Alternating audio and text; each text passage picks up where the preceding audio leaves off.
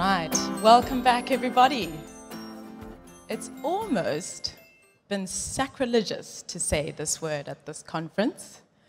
And so now that it's in the title of the next panel, I'm going to take the moment to get it out of my system. Metaverse, metaverse, metaverse, metaverse, metaverse, metaverse, metaverse. And now I'm a happy individual.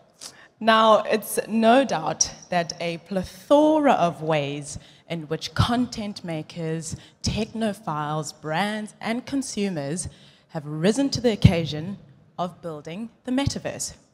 And more inspiringly so, by creating story-driven experiences that have emotional depth. Now, in the next panel, we're going to be hearing about the key meaning and purpose of building the metaverse. This panel is a pure power panel, and it's moderated by founder and CEO of Didimo. Please help me give a warm welcome to the stage, Veronica Alvalo and her panel.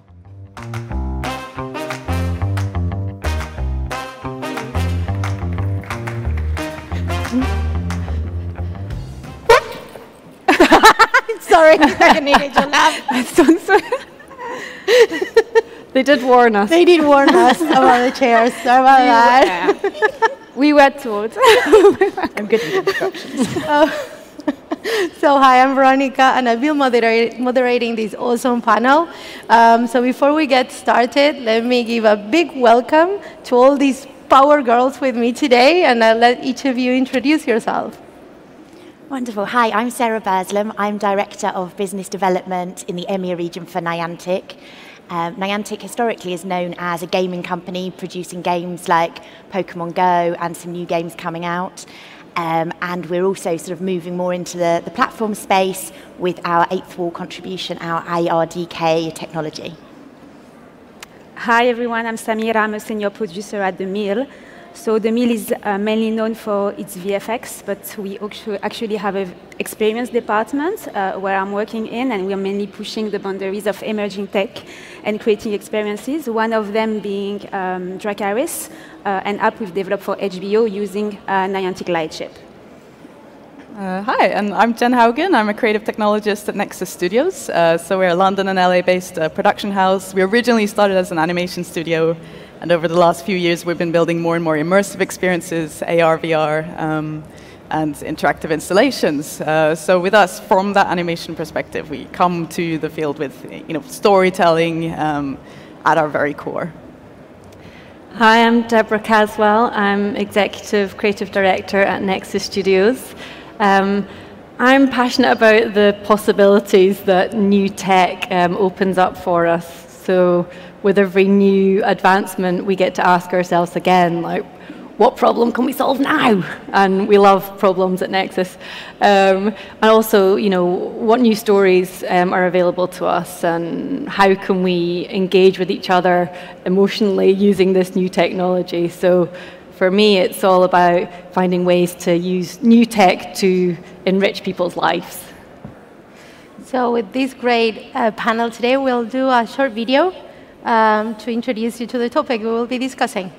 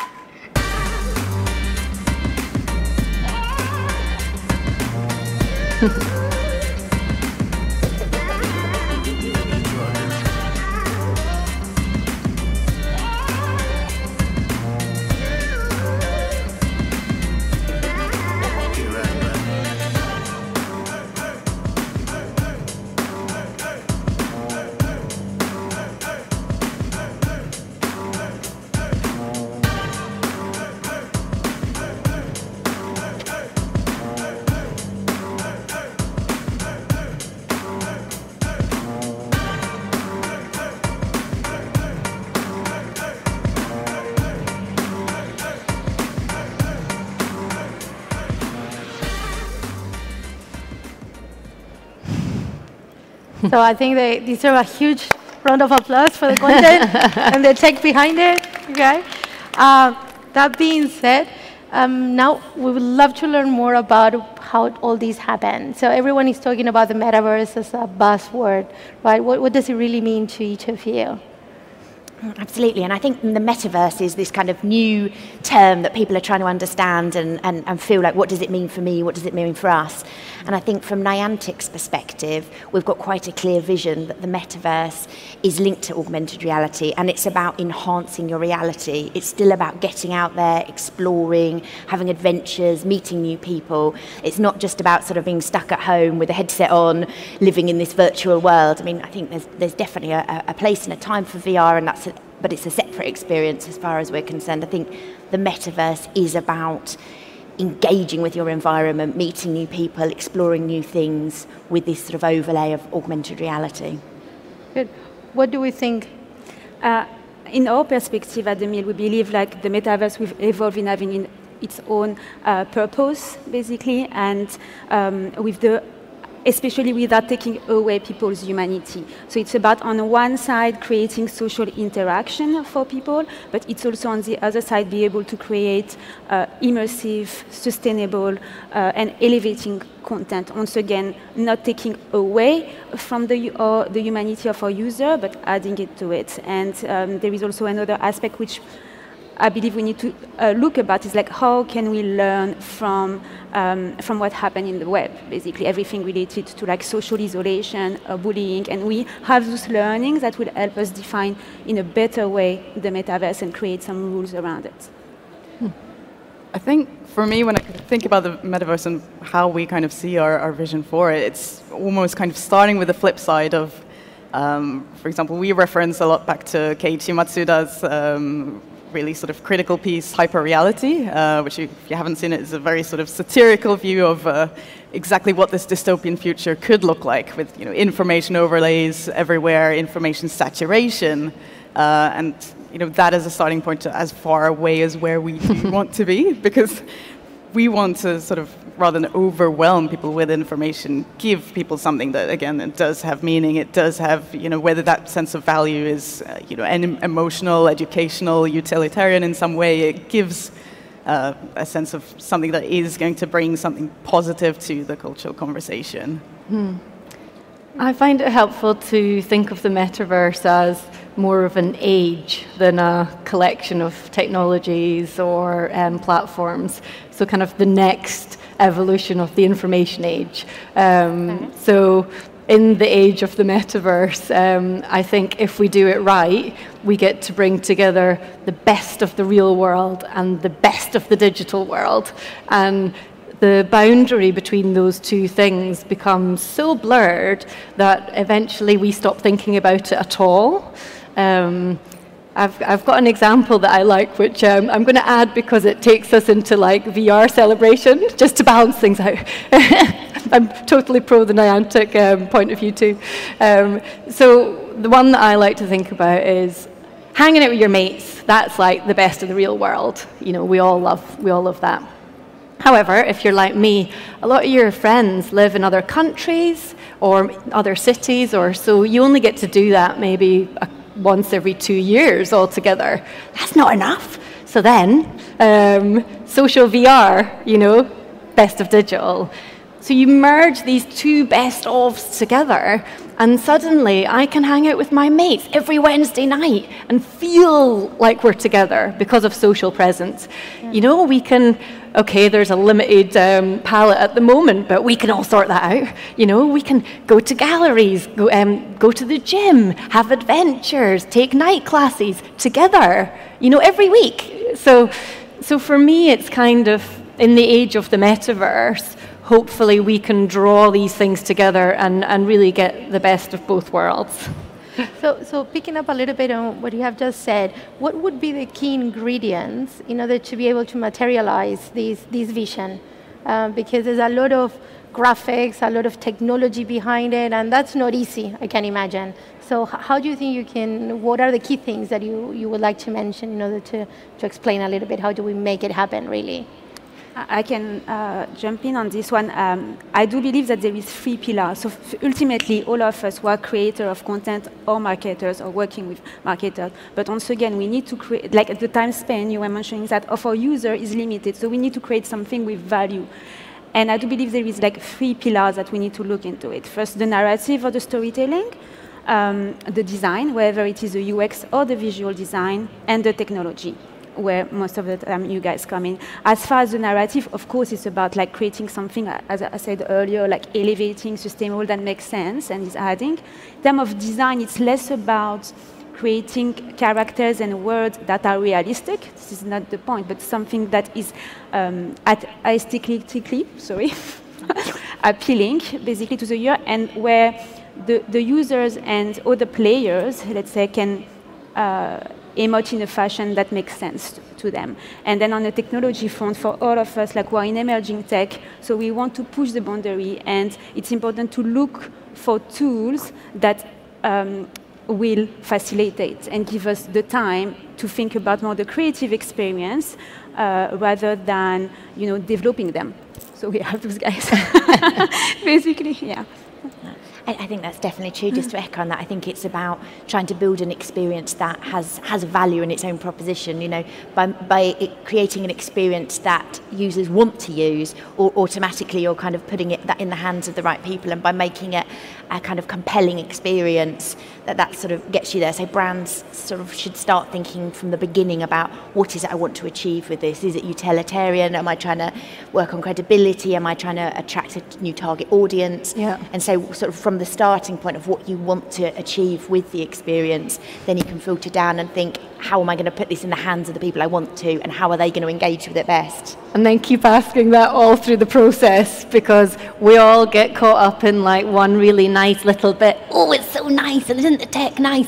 And then we forget to keep asking, like, is it having the impact it needs? Is it as meaningful for our audience as it needs to be? So like that point about identifying the value you're going to add, and then like ruthlessly like sticking with it through to the very end is really critical. There's one other little ingredient that I think is interesting. In immersive, it's a conversation. Like, you have the opportunity to make an active experience for your audience. You're not passively kind of consuming this thing. You're involved.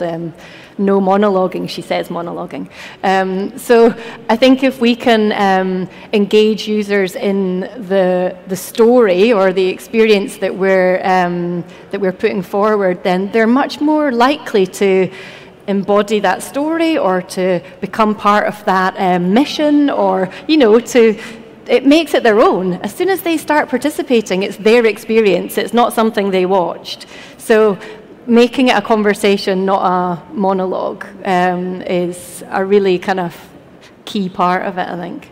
And that's what really changes it from just, like you say, watching something to actually feeling immersed, feeling part of the experience. And I think that's the brilliant thing about the metaverse and AR, that you can be part of that story. And that's where I think it's really kind of cutting edge technology.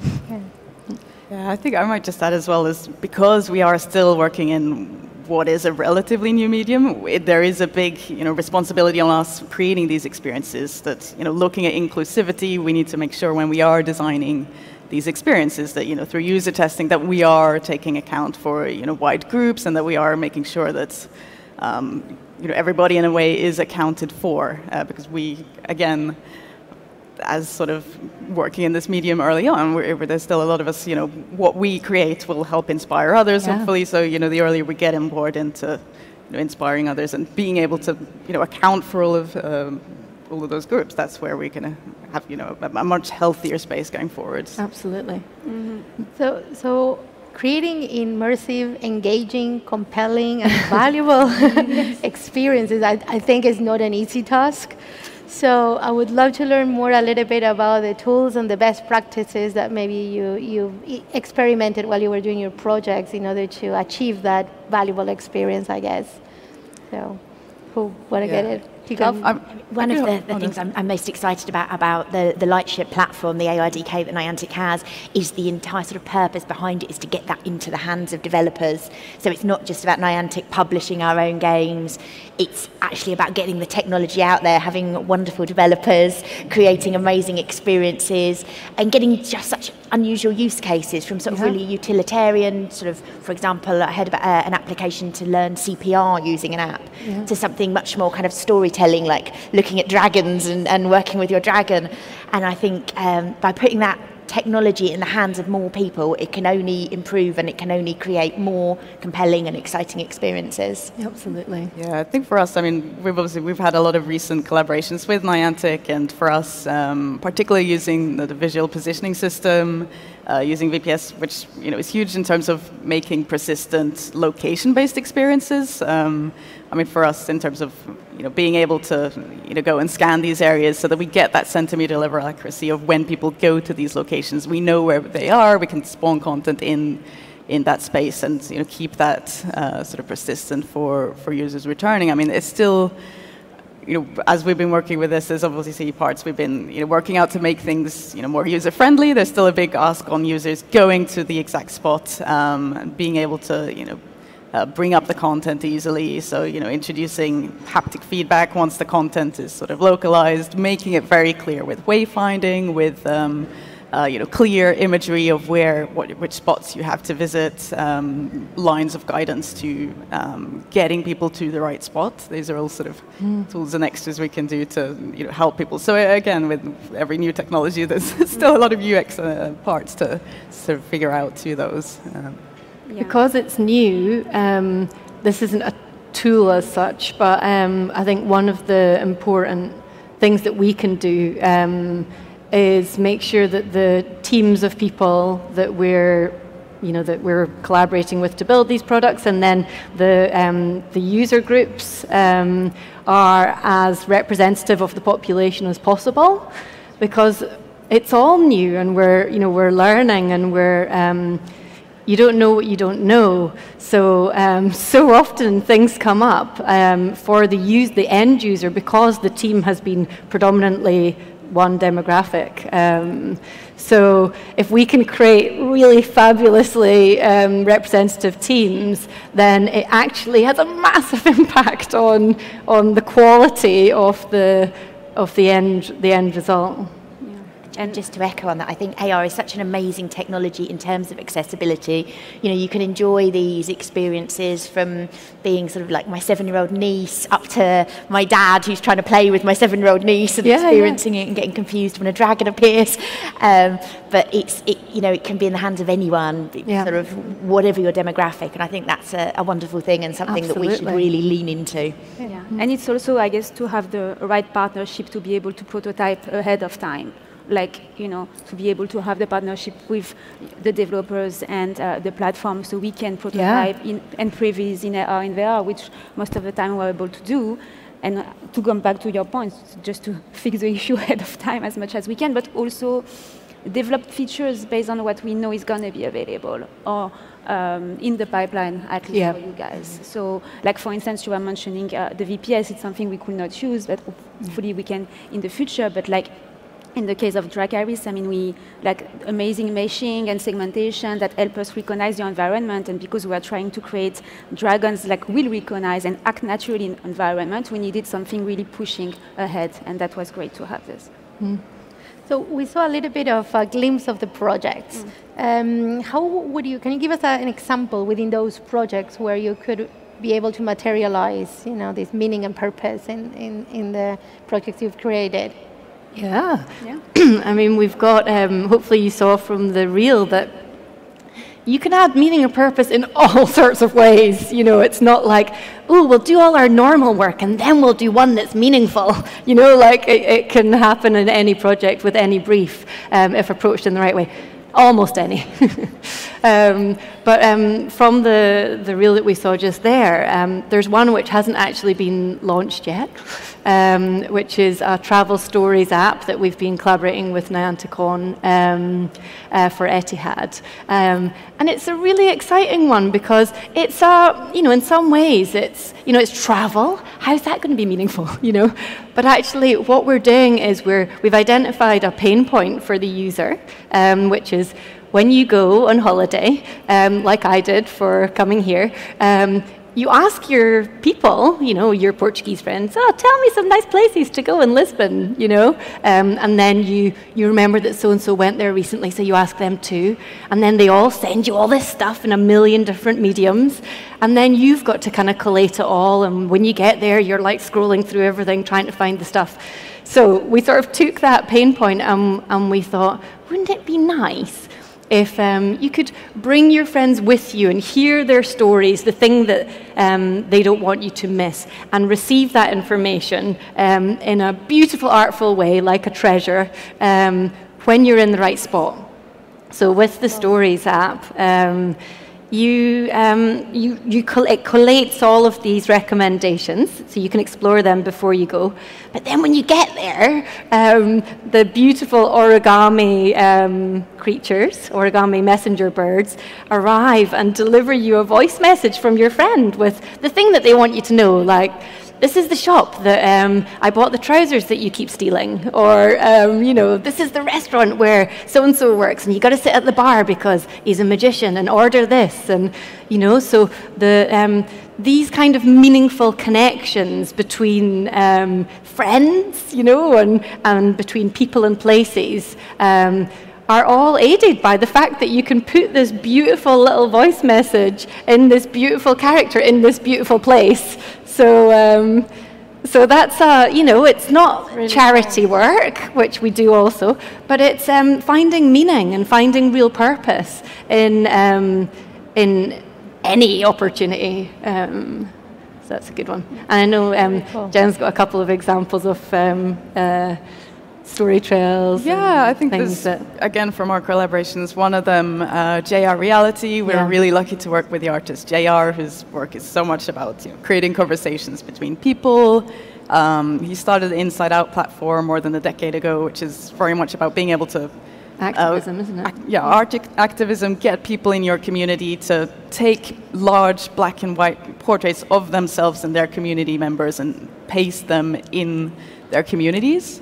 So JR Reality is very much a sort of digital continuation of being able to give people a voice, of being able to go anywhere in your neighborhood, share an image of yourself, see everyone who's added themselves to that area, and record a voice message of what's important to you. So again, being able to use that as a kind of almost a sort of notice board in a way of going to these areas and finding pieces of interest and really connecting with the people who live in your area. And then conversely, with Story Trails, with that one, that was a UK-based, location-based trail. So we worked a lot with kind of young people who'd never worked with XR before and educated them into using this as a medium to create these trails and bring out really interesting stories from their local neighborhoods. So connecting with, whether that's sort of archive footage from the BFI and using this to kind of highlight, let's say there's, a famous Olympic, or there was an Olympic champion who was sort of, brushed over in history as being, one of the first sort of Olympic swimmers from this really, kind of small town in the UK, and being able to bring out that story to people now and put that together in a whole different way. So again, getting people to connect with their neighbors and their areas and learning completely new stories about them. Mm-hmm.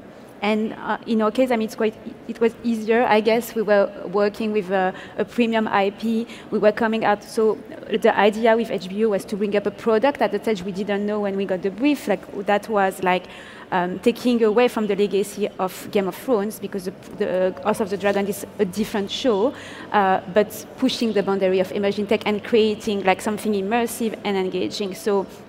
Spoiler alert, like if you haven't seen House of the Dragon, there is a lot of dragon and they like characters in the show. And for us, so we thought about like in the show you actually own the dragon. Like the Valerians own them, they raise them, they all have one. And we wanted to reproduce that, but create a sense of realism, of course, in the aesthetic. So through CG, while keeping assets pretty small, because you want the app to be performing, but also through like the engagement in the app and how the dragon are like reacting to the environment. So we were able to do a lot of crazy stuff, which myself, was surprised at the end. But like recognition of the buildings, so the dragons flying behind, for instance. Like if we recognize and that it's you are in an urban environment, or if you are in a forest environment, or like there is grass, or if there is water, the food available is different, which is pretty cool. Obviously, the capacity to see other dragon fly in the sky to create this sense of like community, which is which is a big challenge as well. And the recognition of the space. I mean, it's quite crazy. Like your dragon can be in your space, and if there is, so let's say like there is a book here, and your dragon is on the table, like his legs is going to be on the book, and that's intense. Like that's quite pretty amazing in terms of AR. It's like something we haven't seen before. So yeah, sense of like realism and embedding into our world, which is I think really powerful about AR. Like it was part of your life and you create these things like you own this dragon. That adds real meaning for people because, people get fanatical about their shows. It's something that helps build their identity and it's, something that gives them a huge amount of enjoyment. So to be able to draw that from a passive experience or from the screen, out into their own lives and build on it, is like adds joy, so I think that's, it can... Yeah, and I feel like a bit of a proud parent because I've been working with all these wonderful, talented women on all these projects. They're all on the Lightship ARDK and just seeing these projects unfold and like, as we say, the accuracy, seeing it, just you really feel part of the experience. And I just feel so proud to be involved in all these projects. They're phenomenal. So great stuff. I mean, it's first fascinating hearing you talk, and I would love to know now about the meaning, the critical meaning for you, that you bring to those projects to make them live, and how that will impact everyone then that is becoming part of the experience, right? So, how do you materialize it? I think Jem put it well in her intro, like. If you're not adding meaning, you're just adding noise, and nobody wants that. So nobody will thank you for that. So I think it's not optional. It's something that has to be at the core of every experience and every app and every story. So I think often it's maybe its value isn't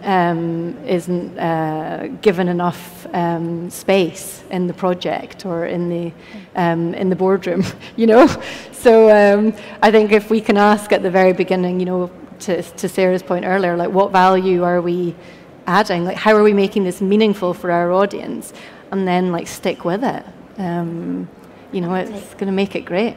From the Niantic perspective, we look to sort of what are the experiences that get people engaged, get people out, exploring the real world, interacting with each other, the sort of multiplayer features. So that's a real kind of focus. Are they getting out? Are they exploring? Are they interacting? That's a kind of great starting point for us. And then thinking about what's the value? How can we make this a really valuable experience to the people that we want to use this? You've got some crazy statistics about the impact that Pokemon Go has had on getting people moving. Yeah, there's been a dearth of research on the impact, the positive impact of Pokemon Go in terms of kind of miles walked, in terms of the impact it's had on people's mental health, in terms of sort of people who've been medically declared as morbidly obese, losing all the weight by using the game, people sort of helping to combat their diabetes. You've got grandparents bonding with grandchildren. It's just these amazing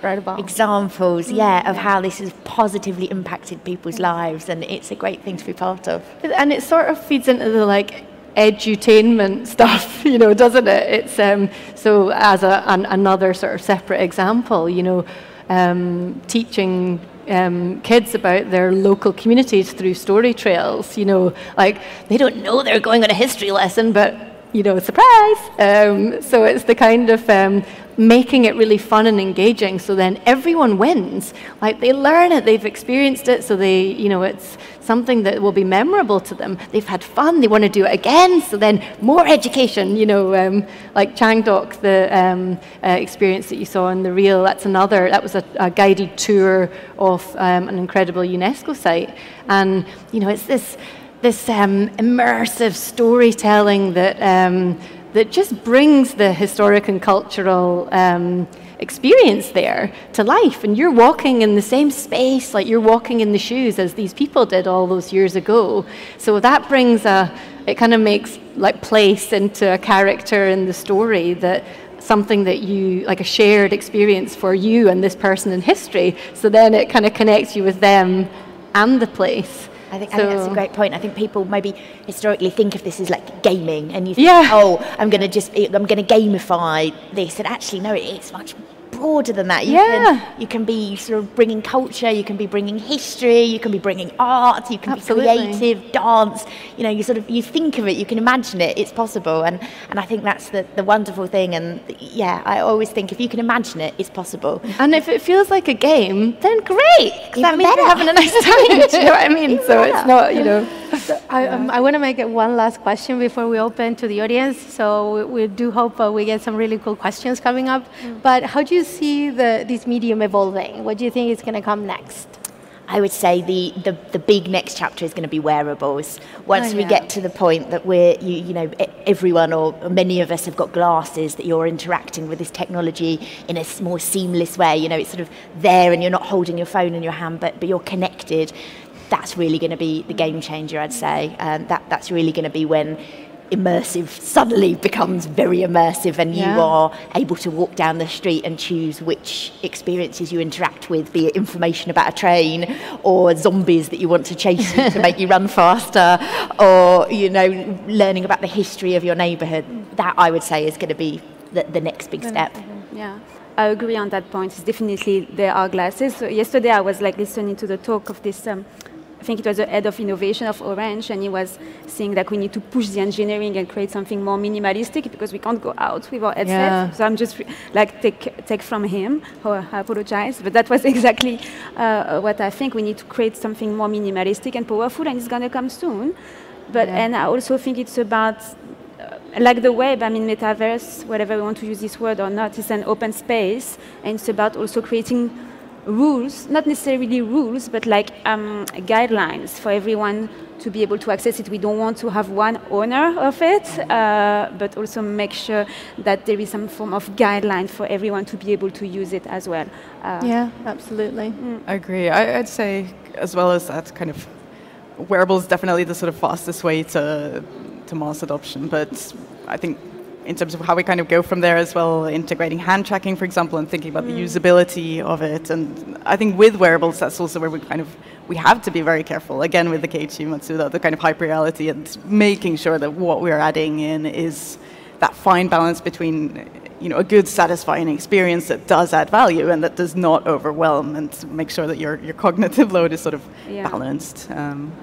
And just one thing also, I think it's also multisensory. At some point, we'll probably have some experiences, starting with sound, like 3D spatial, and then we never know, like the smell, but maybe in the medium future. But I can see it coming. So. Yeah, we want it to come soon, but we want it to be safe for people, and we need to build trust, and the general public, including us, need to feel sure that we're being protected, and then we will open our hearts to this new wearable immersive world, and every experience on that reel would be more immersive and more engaging through wearables. Absolutely. Absolutely. Well, first, thank you before we finish, because this conversation so far has been fantastic. So now I would really be delighted if we get some questions from you, just to learn what you care about and what you think about the topic. So anyone willing to hop into the mic?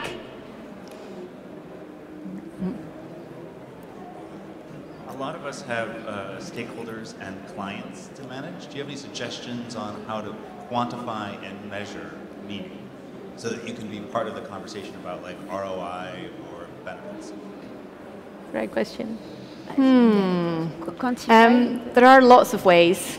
I think if you are agreed upon the impact that you want to have, then, well, you have to agree upon the impact you want to have, step one. And then there are always ways to measure that impact. Some of it's through user testing, so it's conversations rather than actual data points. But if you do truly agree on what it is you're trying to achieve, then that's okay. We can work with that. I mean, Sarah, I don't know if you've experienced any other ways with partners like us where we've convinced you and the gang that we're doing it right. Yeah, I would say I definitely would always say to a brand, like, let's start with a purpose. What is it you want to achieve? That's the best starting point. And because this is new technology, it's not such a simple task of looking at ROIs as it is with sort of apps and so on. Yeah. But obviously there are some statistics you can use, and you can try and sort of work with a brand to say, this is what success would look like in this area, and this is what we should be hoping for. And so I think, yeah, it's about exactly starting with the purpose and the value, and then from there working out what are the KPIs or the metrics that would feel like a success to the brand, and then going out and smashing them. Yeah. In the upfront, I know, like for Dracarys, we have been able to put quite a robust measurement plan ahead of time. So it's an app, so it might be easier, but at least to track actually like how many dragons and the stage, how they get to a baby, juvenile, adult, the amount of time picture were shared, obviously some stuff beyond basically the just download, for instance, and the time span. So I guess with the technology as well, as the technology evolves, we'll be able to track more as well. Yeah, can you walk to the mic? We have time for probably one more question. Yeah, first of all, thank you for this interesting discussion, Elise. So the question will be, what are your dreams in XR space? So this topic was been opened by Ori yesterday. I would love to hear your opinion. Our dreams. Wow, my friend. Okay, in the XR space. Keep it clean. So, I mean, I really am excited about hanging out with my friends in social VR. You may have got that. So for me, across all of XR, I want to find multiplayer ways of spending like quality time together. I think the beauty of being able to be with people who aren't there and really critically have that feeling of like presence together, spatial audio does, and it tricks your brain into feeling like they're right with you, So for me, my dreams are to create fabulous ways that we can all hang out with the people that we love, doing things that are good for us. Yeah, I mean, it's a great question. It's a huge question. But in a way, for me, I still very much see it as a medium and not a complete replacement. We're definitely going to get a lot more involved in XR space just going forward. It's going to become more saturated. But again, books and films, internet, it's still going to be a while before that sort of, I hope that will never be a complete replacement. And again, it's still a different sort of side experience. So in a way, whether it's sort of looking at each experience as kind of valuable, meaningful, whether you're doing, a VR drone experience and you can see and really feel like what it is to fly when you're sort of in control, or whether it's sort of, and those are kind of one-off spaces, I think. Again, I'm still considering it very much as not a replacement and very much, ways of going forwards and not excluding everything else. So that's my hope in a way that, we keep involving and innovating, and we are working within XR, but that it doesn't become a complete tunnel vision of... Well, that's fine. That's what Niantic are doing well, by like drawing it back to it being about hanging out with your mates and being about like moving and exploring, and it means that you're not giving up. It's that best of both worlds thing again, isn't it? Because I agree, obviously, there's so much beauty in what we have. Let's not replace it with something less good. I Absolutely. I think the wearables for me is just so exciting, sort of being able to unlock things and maybe make chores, for example, a little bit more exciting. Suddenly going to the supermarket with my glasses on and it being a much more engaging and exciting experience with recipes popping up for foods I'm looking at, or, forcing myself to go to the gym and having sort of competitor boards coming up on my glasses to make me run a little bit faster. I think the kind of the gamification of things that are maybe a little bit more utilitarian, a bit sort of tiresome, to be able to make those more exciting and more fun, I think for me will be a dream come true. And I guess for me it's two things. One in being accessibility, so to have really like devices that not accessible to most of us, because right now most of the experiences require premium above $1,000, pounds, euros. So that would be great. So we don't want XR to be available only to the West. It will be great to extend that on one foot, and that will come. I mean, we've seen that with Pico. I mean, they're getting there. And then on the personal front, I will say it's about, to go back to what you guys were saying, it's really about creating experience that educate, give access to experiences, whether it is art, history, climate changes, to people who just can't necessarily access them physically, but find other way for journalism or just for education, and really also for cultural awareness, something I think we miss a lot in this world. So using those tools to bring that up, Yeah, that's a great point about bringing kind of culture, accessibility, so anyone can learn these things and experience these things regardless of where you're at and what your opportunities are. I think that's a really important point. Do we have one more question? Anyone? No, I'll ask one. So we talked about defining the purpose for your projects and how you work towards accomplish them. Have you ever defined a target audience? I imagine you always put your target audience to whom you want to develop the project, and then find out that you get other people, completely different audiences, using your immersive applications. What was the experience about it? And one more, tell us about a moment that something failed completely and how did you have to fast really put it back in track? I definitely got one for the first. I think we genuinely want the experiences to be open to everyone. We want everyone playing these experiences. And a statistic I love about Pokemon Go is that the average player is 32 years old. And I think that's genuinely because every age group is so well represented that it's basically the mean age is the average age, because you've got tiny kids playing up to grandparents, and I love that statistic. And so I think that's really about what augmented reality is so great at, that it can be accessed by anyone, no matter who you are, no matter how tech savvy you are, that this is a technology that can work for you. This isn't one of our Nexus projects, but a story that I heard, which I thought was interesting, was of this, I think they're a charity, but they started taking headsets into hospitals, into old folks' wards, and letting the patients, try out just like games and, nothing specifically designed for them. And the impact that this had on their well-being was massive. So those games definitely weren't designed for, 80-year-olds in hospital. However, they found purpose in a new space, and now this charity, I wish I could name it, but now this is what they do. They work with game companies and experience providers, to take interesting projects into this audience. Very cool, very cool.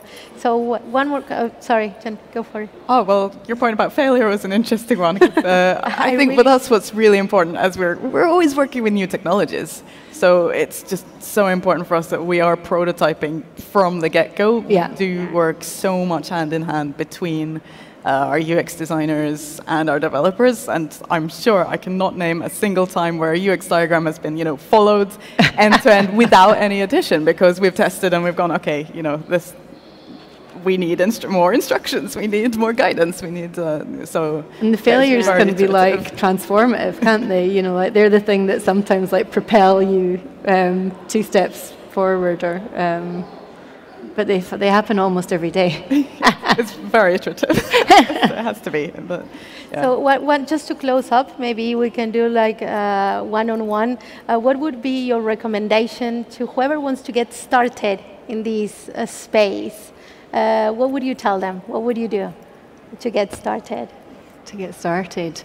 Well, think about what what makes you like zing. You know, like what.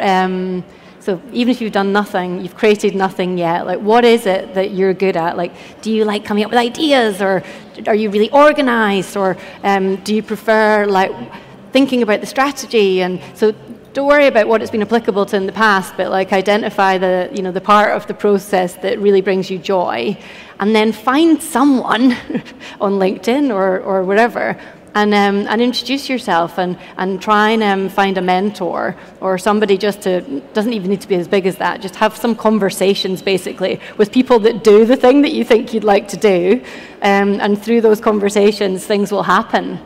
That's my experience. I'm quite used to sort of talking to brands about this, and I think people feel like they need to know already what they want to do. They feel like they need to have this fully fledged idea of what they can achieve, and what the experience looks like, and you don't. You don't. You can come with a really small idea. You know, I want to let people know about my new car range or a new chocolate bar, and it can be something as small as that. And you know, there's these wonderful creatives who can make this stuff come to life for you. You know, you just need to think, I'm interested in this space, and this is the purpose, this is the thing I'd like to achieve. And then, you know, you get people involved who are experts in the field, and they will help you unlock and realise the potential. Yeah, it's about educating yourself, basically, if you're really interested. And as you said, Aiko, I'm a producer, you're a technologist, you're a creative. You know, so it's about finding what's your skill set, and trying to jump into it, and keep educating yourself and seeing what's around. It's moving really fast every day. There's something new, like I can't follow myself. But so, we have to push.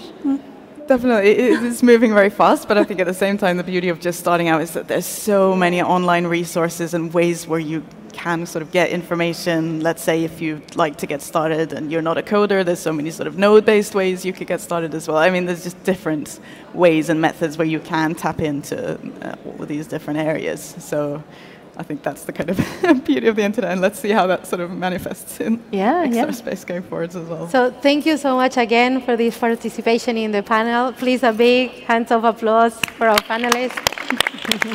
Okay. I hope everyone enjoyed it very much. Have a great continuation of the day. Thank you. Thank you. Thank you so much, ladies. I told you, everybody, it's a power panel, and yet another brilliant woman-led session. Okay, I think it's important that we acknowledge that it's important for women to be part of this process.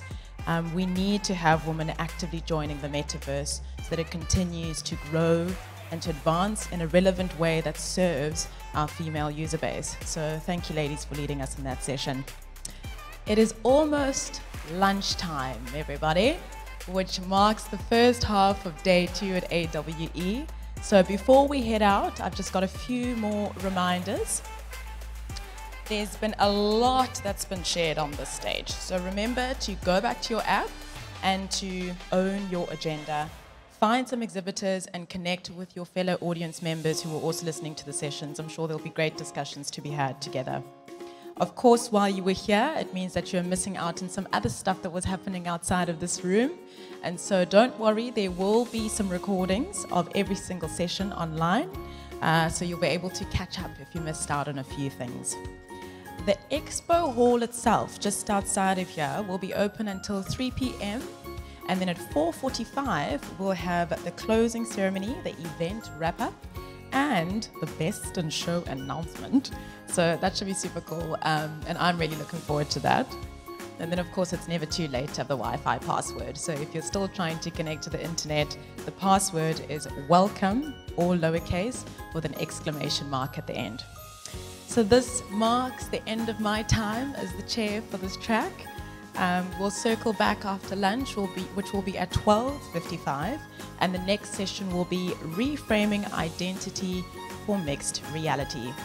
My final remarks will be in the words of scholar Frank Bioka, which is, virtual reality is the first step in a grand adventure into the landscape of the imagination. Close quote. It's been a privilege for me to be surrounded by such beautiful minds and such proactive pioneers at this conference. I'm Tumelo Sitlava, serving the AWE Conference Europe 2022. I'm over and out. Thanks everyone. Enjoy lunch.